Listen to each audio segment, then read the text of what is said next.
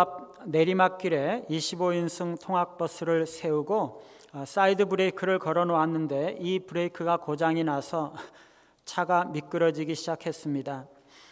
그것을 본 기사 아저씨가 달려가서 온 몸으로 차를 막았습니다. 그러면서 버스가 덮친다고 주변에 있는 사람들에게 소리를 질렀죠. 그러나 한 사람의 힘으로는 버스를 세우기에는 역부족이었습니다. 버스는 계속 미끄러졌고 가속이 붙어서 내려오면서 결국에 운전기사 아저씨는 버스에 깔리고 버스는 학교 담벼락에 부딪히면서 간신히 멈춰 섰습니다. 큰 사고가 날 뻔했지만 주변에 있던 많은 학생들이 아저씨의 고함 소리를 듣고 버스를 피할 수가 있었고 한두 명만 가벼운 찰과상을 입었을 뿐입니다. 운전기사 아저씨는 인근 병원으로 옮겼으나 4시간 만에 숨지게 되었습니다. 이 이야기가 전해지자 인터넷과 트위터 등에서는 살신성인했던 기사 아저씨를 추모하고 애도하는 글들이 올라오기 시작했습니다. 자신을 돌보지 않고 다른 사람을 위해 희생하신 기사님 존경합니다. 이 세상에서 누구보다도 위대하신 일을 하셨습니다. 죽을 때까지 자기 책임을 다 하셨군요. 이젠 좋은 곳에서 평안히 쉬기를 바랍니다. 요즘처럼 각박한 사회 분위기 속에서 고인의 살신성인 정신이 우리 사회에 귀감이 되기를 바랍니다. 수많은 사람들이 애도했습니다. 구청에서는 이 기사 아저씨를 위해서 의사자 신청을 했습니다. 여러분, 이런 이야기를 들으면 가슴이 너무나 뭉클하고 또 너무나 가슴이 저며오지 않습니까? 그 버스 기사 아저씨를 사람들이 의로운 사람이라고 하고 살신성인했다고 말하는 것은 그가 다른 사람을 위해서 자신의 목숨을 희생했기 때문이죠. 사랑하는 여러분, 우리 주님은요, 양들을 위해서 자기 목숨을 버리신 선한 목자이십니다. 다른 사람들을 위해서 자신을 희생하신 것이죠. 버스가 덮쳐서 많은 사람들이 죽어야 했지만 온 몸으로 막아서 자기가 대신 죽음으로 많은 학생들을 구했던 것처럼 죽을 수밖에 없는 그 자리에 있던 수많은 사람들을 위해서 그리스도께서 대신 죽으신 거죠. 죄로 말미암아 죽을 수밖에 없는 인간들이 하나님 앞에 당해야 할 그 하나님의 진노와 심판을 그리스도께서 한 몸으로 막아서신 것입니다. 왜 그러셨을까요? 그분은 우리를 너무나 사랑하시는 우리의 참된 목자이셨기 때문이죠. 그리스도께서 선한 목자라는 증거는요, 그분이 양들을 위해서 십자가에서 죽으셨다는 사실입니다. 나의 죄로 인해서 내가 죽어야 하는데 그분이 대신 죽으신 거죠. 내가 십자가에 못 박혀야 했는데 그분이 대신 못 박히신 거죠. 그분이 우리를 사랑했기 때문에, 우리 한 사람 한 사람을 너무나 사랑했기 때문에 우리가 받아야 할 하나님의 심판을 대신 받으신 거죠. 그분이 죽으셨기 때문에 우리가 생명을 얻을 수가 있었던 거죠. 그분이 우리를 위해서 십자가에서 죽으셔야 했던 것은 그분이 우리를 너무나 사랑하셨기 때문입니다. 그분이 우리를 사랑하지 않았더라면 대신 죽으실 필요가 없으셨죠. 그분이 선한 목자가 아니셨더라면 양들을 위해서 죽으실 필요가 없으셨던 것입니다. 오늘 말씀은 그리스도께서 우리를 위하여 목숨을 버리심으로 하나님께서 그를 사랑하셨다고 말씀하고 있습니다. 17절에 보니까 내가 내 목숨을 버리는 것은 그것을 내가 다시 얻기 위함이니 이로 말미암아 아버지께서 나를 사랑하시느니라. 하나님 아버지께서 그리스도를 사랑하는 이유가 뭐냐? 그것은 그리스도께서 스스로 목숨을 버리셨기 때문이죠. 목숨을 다시 얻기 위해서 그리스도께서는 자신의 목숨을 버리셨습니다. 그것이 하나님 아버지께서 그를 너무나 사랑하시는 이유가 되었던 거죠. 어떤 추장이요, 아내를 여럿 두고 있었는데 그 자손들이 100여 명이 넘었어요. 하루는요, 큰 배를 빌려서 온 식구들을 태우고 유람을 하고 있었습니다. 그들이 바다 한가운데 왔을 때 기관실에서 불이 났어요. 불길이 너무나 거세어져서 이제 곧 온 배를 태울 기세였던 거죠. 배가 다 타버리고 그들이 바다에 빠진다면 다 물에 빠져 죽을 것입니다. 기관실에서 엄청난 화염이 뿜어나오고 있어서 아무도 불을 끌 수가 없었습니다. 소화기가 작동을 하지 않고 있었던 거죠. 기관실 안에서 스위치를 올리고 보조 소화기를 작동시키기만 하면 불길을 잡을 수 있었지만 이미 불길이 너무나 거세어져서 아무도 기관실에 들어가거나 그 불길을 끌 엄두를 못 내고 있었던 거죠. 그런데요, 그 모든 식구들을 위해서 추장의 장남이 용감하게 불덩이가 된 그 기관실 속으로 뛰어 들어간 것입니다. 그리고 그는 온 몸이 불에 타서 죽어가면서도 마지막 힘을 다하여 기관실 안에 스위치를 올렸고 보조 소화기를 작동해서 기관실의 불길을 제어하고 그 배를 구할 수가 있었던 거죠. 그 아들은 죽었지만은요, 그의 죽음으로 인해서 배에 탄 모든 사람들의 생명이 안전하게 보존될 수가 있었던 것입니다. 추장은요, 이 아들이 너무나 자랑스러웠어요. 자신의 생명을 바쳐서 다른 모든 식구들의 그 생명을 구한 아들의 희생과 죽음이 그에게는 너무나 큰 기쁨이요 자랑이었던 거죠. 내가 내 목숨을 버리는 것은 그것을 내가 다시 얻기 위함이니 이로 말미암아 아버지께서 나를 사랑하시느니라. 하나님 아버지는요, 아들을 너무나 사랑하시고 너무나 자랑스러워하세요. 그 이유가 뭔가요? 그 아들이요, 아버지가 사랑하는 모든 자녀들을 살리기 위해서 스스로 죽음을 선택했기 때문이죠. 아버지는요, 아들을 너무나 사랑했어요. 온 우주보다도 아들을 사랑했어요. 온 우주를 다 줄지언정 아들을 줄 수는 없었어요. 온 우주를 다 버릴지언정 아들을 버릴 수는 없었어요. 그렇게 아끼던 그 아들이 다른 사람들을 위해서 자신의 생명을 버렸을 때 그 아버지는 그 아들을 너무나 사랑하시며 너무나 기뻐하셨던 것이죠. 그렇게까지 기뻐했던 이유는요, 아들이 스스로 너무나 장렬하게 너무나 영광스러운 죽음을 선택했기 때문이죠. 여기서 예수님께서 목숨을 버리시는 이유가 무엇이라고 말씀하고 계시나요? 내가 내 목숨을 버리는 것은 그것을 내가 다시 얻기 위함이니, 주님께서 자신의 목숨을 버리시는 것은요, 그가 다시 생명을 얻기 위한 것이라고 말씀하고 있어요. 이것은 주님의 십자가의 죽으심 이후에 부활을 말씀하시는 거죠. 여러분, 주님의 생명은요, 우리와는 본질적으로 달라요. 그분은요, 죽으실 수가 없으신 분이세요. 예수님의 생명은 우리처럼 시한부가 아닙니다. 우리 목숨은 영원하지 않죠. 어떤 건강한 사람이라도 언젠가는 죽습니다. 아무리 건강해도 시간이 되면 마치 양초가 다해서 심지에 불이 꺼져버리는 것처럼 우리의 생명은 점점 꺼져가고 기훈이 닿으면 언젠가는 완전히 꺼져버리는 거죠. 그런데 주님의 생명은요, 그렇지 않습니다. 주님은 죽을 수 없는 생명을 가지고 계셨던 분이죠. 그분은 하나님이셨기 때문입니다. 아무도 하나님의 생명을 빼앗을 수는 없고 주님은 결코 죽으실 수 없는 그런 분이신데요, 그리스도는 자신의 생명을 스스로 버리신 것이에요. 그가 죽음을 스스로 선택하신 거죠. 왜 그런 것입니까? 새로운 생명, 부활의 생명을 다시 얻으시기 위해서죠.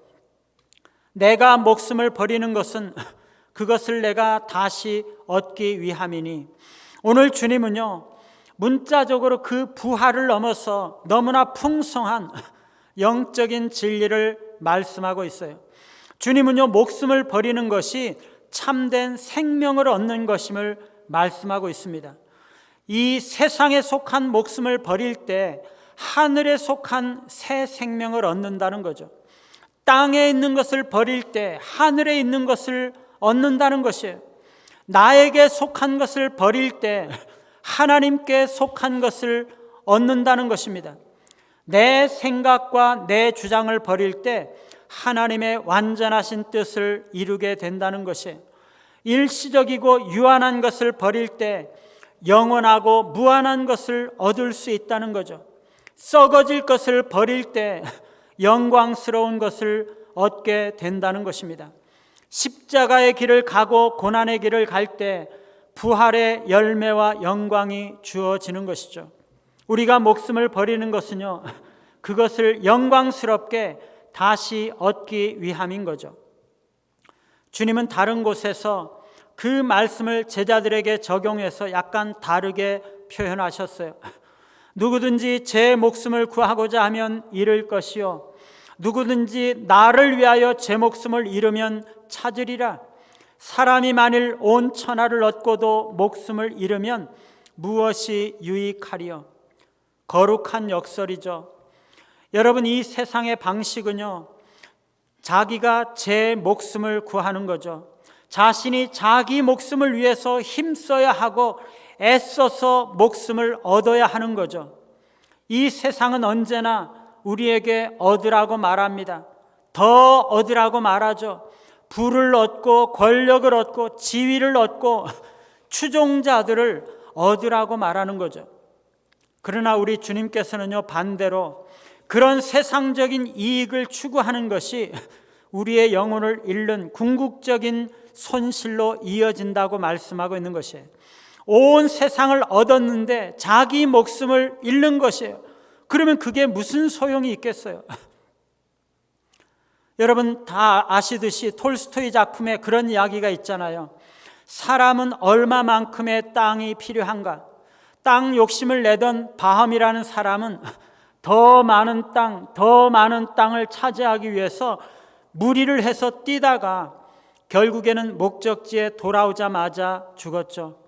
사람이 온 천하를 얻고도 제 목숨을 잃으면 그게 무슨 소용이 있겠어요?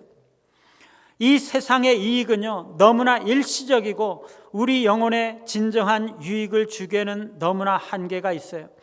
이 세상의 것들을 향한 인간적인 노력으로는요, 우리 영혼에 진정한 만족과 지속적인 평화를 줄 수가 없는 거죠.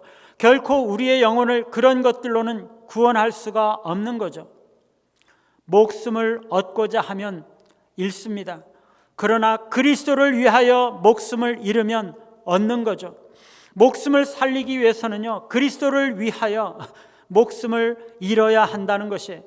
나를 위해서 목숨을 얻고자 하면 잃어버리는 거죠. 그러나 그리스도를 위해서 내 목숨을 잃으면 참된 생명을 얻게 된다는 것이에요. 우리가 어떻게 그리스도를 위해서 목숨을 잃어버릴 수가 있습니까? 세상의 것들을 향한 우리의 이기적인 욕망을 버리고 자기중심적인 삶에서 벗어나고 우리 자기를 부인하며 그리스도의 뜻을 따르는 거죠. 우리의 의지를 하나님의 뜻에 맡기고 그분의 인도가 우리의 결정을 결정하게 하고 그분의 지혜가 우리의 길을 밝히고 그분의 사랑이 우리의 행동을 인도하게 허용하는 거죠. 우리가 내 마음대로 사는 삶을 포기하고 하나님이 나를 인도하시도록 할 때 우리는 우리의 생명을 구하게 되는 것입니다. 그리스도를 위해서 목숨을 잃어야 하는 거죠. 우리는 세상의 것들에 대해서 죽어야 하는 것입니다. 이기적인 욕망과 야망, 인간적인 안위를 버려야 하는 거죠. 우리가 우리 자신에 대해서 죽을 때 그리스도께서 우리 안에 사시고 우리를 통해서 사시고 우리의 생각과 행동과 결정을 인도하시는 거죠. 그리스도에 대한 사랑과 순종으로 우리의 꿈과 계획, 소유, 심지어 우리의 생명까지 우리의 모든 것을 기꺼이 그리스도를 위해서 내어 드려야 하는 거죠. 바로 그때 우리의 창조주 하나님의 계획과 일치하는 삶, 그분의 사랑과 은혜를 반영하는 새로운 삶을 찾게 되는 거죠. 우리의 생각을 내려놓고 날마다 하나님과 교제하며 하나님의 뜻을 찾으며 하나님과 동행할 때 우리는 하나님 아버지의 거룩한 계획과 뜻에 따르는 의미 있는 영원한 삶을 살게 되는 것입니다. 그것이 우리의 영혼을 구하는 거죠. 18절은요, 그리스도가 어떤 분이신지를 설명을 하면서 그리스도의 죽음의 의미와 목적을 좀 더 자세하게 말씀하고 있습니다. 먼저 여기에 나타난 세 개의 문장 중에 두 번째부터 보면은요, 나는 버릴 권세도 있고 다시 얻을 권세도 있으니, 여기서 예수님께서 자신의 목숨을 버릴 권세도 있고 그것을 다시 얻을 권세도 있다 말씀하시는 것은요, 그분이 하나님이시라는 것을 말씀해 주고 있어요. 그리스도는요, 삶과 죽음을 통제하시는 하나님이시라는 것이에요. 여러분, 죽으면 끝이잖아요. 사람들도 그렇고 짐승들도 그렇고 모든 꽃이나 식물들이나 모든 생명이 다 그렇잖아요. 죽으면 끝이에요. 모든 사람들이 믿고 있는 게 바로 그거죠. 죽으면 끝이다. 그런데요, 분명히 죽었는데 다시 살아난다면 그것보다 더 충격적이고 더 놀라운 것은 없죠. 그것은 모든 사람들의 인식에 반하고 모든 사람들의 기대와 생각을 무너뜨리는 거죠. 그렇기 때문에 불사조와 같이 죽은 자가 다시 살아나는 것은요, 너무나 큰 놀라움이고 감동이죠. 여러분들, 오래전에 나왔던 영화인데 터미네이터라는 영화는요, 이 터미네이터는 인공지능 로봇 인간인 이 터미네이터와 인간 사이의 투쟁을 그린 공상과학 영화인데요, 거기서 미래의 인간의 구원자가 될 사람의 부모가 될 사람들과 터미네이터가 과거로 돌아가서 서로 추격전을 벌이면서 서로 싸우는 이야기죠. 그런데 이 터미네이터가 얼마나 강한지요, 인간들이 계속 몰리면서 남자가 총에 맞아서 죽기까지 하죠. 그런데 여자가 그 터미네이터의 심장을 압축기로 뭉개면서 그를 죽입니다. 이제 인간이 승리를 이루었고 투쟁은 끝났다고 생각했을 때 그 터미네이터가 다시 살아나요. 터미네이터는요, 금속과 유기물로 이루어진 사이보그 로봇인데 그가 다시 살아나는 것입니다. 그의 두뇌가 컴퓨터에 저장이 되어 있어서 이 두뇌가 자신의 몸을 재생시켜서 다시 살아나는 것이에요. 죽었다고 생각했던 이 터미네이터가 다시 살아나고 망가진 그의 몸이 다시 모양을 갖추면서 회복이 돼요. 그때는요, 정말 엄청난 충격과 놀라움이죠. 물론 나중에 다시 두 사람이 이 터미네이터를 다시 이깁니다. 영화 E.T.에서도 부활의 장면이 나타나죠. 이 영화는요, 외계인 E.T.가 지구에 불시착해서 인간 소년 엘리엇과 친구가 되고 함께 지구를 탈출하는 이야기인데요, E.T.가 불시착한 후에 인간들에게 붙잡혀서 정부 연구소에 끌려가가지고 고문을 받으면서 점점 허약해집니다. 이 엘리엇은 E.T.를 구하기 위해서 친구들과 연구소를 습격해서 E.T.를 구출하지만 E.T.는 건강을 회복하다가 결국에 병들어 시름시름 죽게 되죠. 모든 꿈과 희망이 다 사라지는 순간이죠. 이제는 다 끝났다고 생각했어요. 그런데 그때 엘리엇이 E.T의 죽음을 너무나 가슴 아파하면서 눈물을 흘리면서 그 눈물이 E.T의 얼굴에 떨어질 때 그 죽었던 E.T가 다시 살아나요. 죽었다고 포기했던 E.T가 다시 살아나는 것이에요. E.T가 살아남으로 죽었던 화초가 다시 살아나고 암에 걸려 죽을 위기에 처했던 엘리엇의 어머니도 다시 살아납니다. 너무나 놀라운 장면이고 너무나 큰 감동이죠. 여러분, 예수님의 부활은요, 너무나 큰 놀라움이고 너무나 큰 감동이에요. 모든 사람들은요, 누구나 다 죽으면 끝이라고 생각했는데 예수님은요, 죽었다가 다시 살아나신 거예요. 그것은 그가 인간이 아니라 하나님이시라는 것을 말씀해 주고 있는 것이에요. 모든 인간과 짐승과 식물이 다 죽는데 예수 그리스도는 다시 살아나신 거죠. 부활이죠.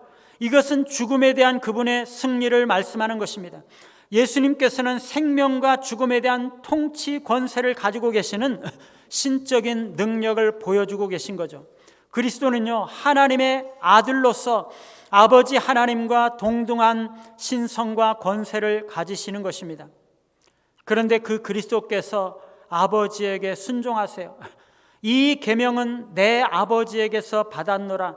여기서 아버지에게서 받은 계명이라는 것은 영원 전에 아버지와 아들 사이에 맺으신 언약, 곧 구속 언약을 말하는 것이에요.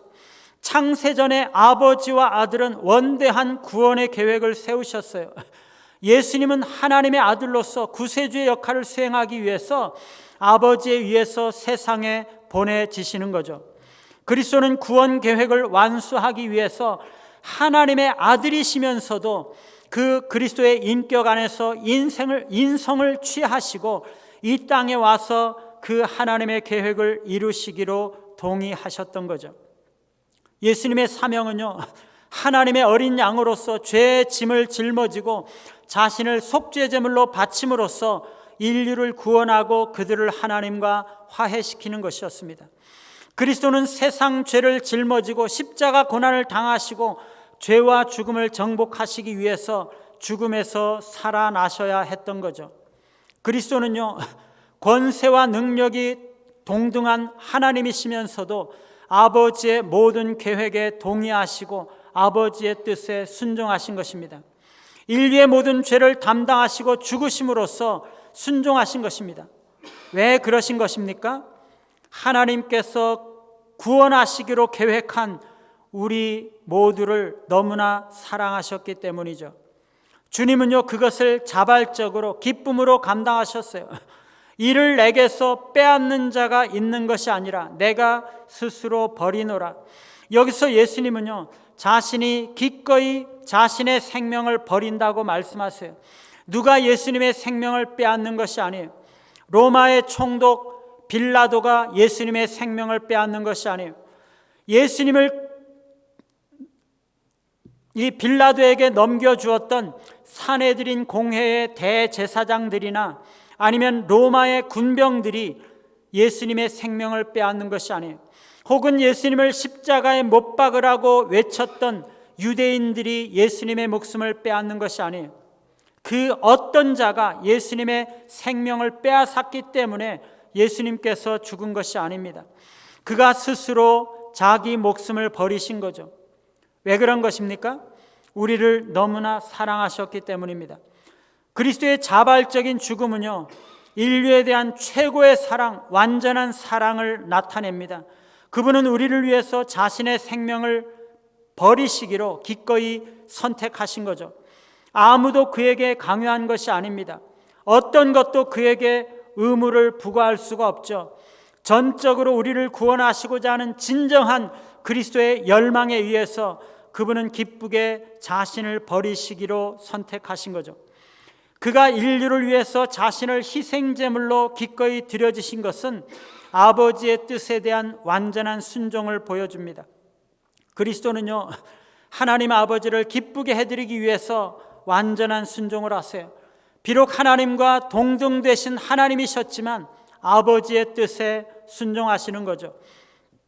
아버지의 그 계획에 자신의 고통과 죽음이 포함되어 있다는 것을 알고 계셨지만 그것을 기꺼이 받아들이신 거죠. 왜 그렇습니까? 우리를 너무나 사랑하셨기 때문에. 주님은요, 어떤 사람들처럼 공장에서 기계를 고치러 들어갔다가 불가항력적인 어떤 큰 바위에 말려들어서 죽임을 당하고 말았던 것이 아니에요. 그리스도는 결코 알지 못했던 고난을 받기 위해서 이 땅에 오신 것이 아니에요. 주님은 그 톱니바퀴가 돌아가고 있었던 것을 다 알고 계셨습니다. 그러나 하나님의 자녀들의 영혼을 구원하기 위해서 의도적으로 자발적으로 자신의 죽음을 선택하신 거죠. 하나님 아버지의 뜻을 이루기 위해서 자신이 고통을 당해야 할 것을 알고 계셨던 것입니다. 이미 하나님과 그런 계획을 세우시고 그것에 다 동의하신 거죠. 우리를 너무나 사랑하셨기 때문입니다. 아버지는 아들 그리스도께서 모든 사람을 위해서 죽으신 것을 인해서 그를 너무나 사랑하셨어요. 그리스도께서 목숨을 버리신 것은 그것을 다시 얻기 위해서입니다. 그리스도는 우리를 너무나 사랑하셨기 때문에 우리를 위한 구원 계획에 동의하시고 인간의 죄를 지시고 죽으심으로써 아버지께 순종하셨습니다. 그분은 생명과 죽음을 주관하시는 하나님이심에도 불구하고 우리를 너무나 사랑하셨기 때문에 기꺼이 자발적으로 아버지 계획에 순종하시고 목숨을 버리셨던 거죠. 그분의 부활은 그가 하나님이심을 보여주고 있어요. 그리스도께서 아버지에게 순종하셨던 것처럼 순종하시고 그리스도께서 우리를 사랑하신 것처럼 그리스도와 형제들을 사랑하시며 그리스도께서 목숨을 다시 얻기 위해서 버리시는 것처럼 그리스도를 위하여서 자기 목숨을 버리며 사심으로 영원하고 참된 삶을 사시는 우리 모두가 되시기를 간절히 바랍니다. 같이 한번 찬양하고 하나님 앞에 기도하는 시간 가지겠습니다. 주 보혈 날 정결케 하고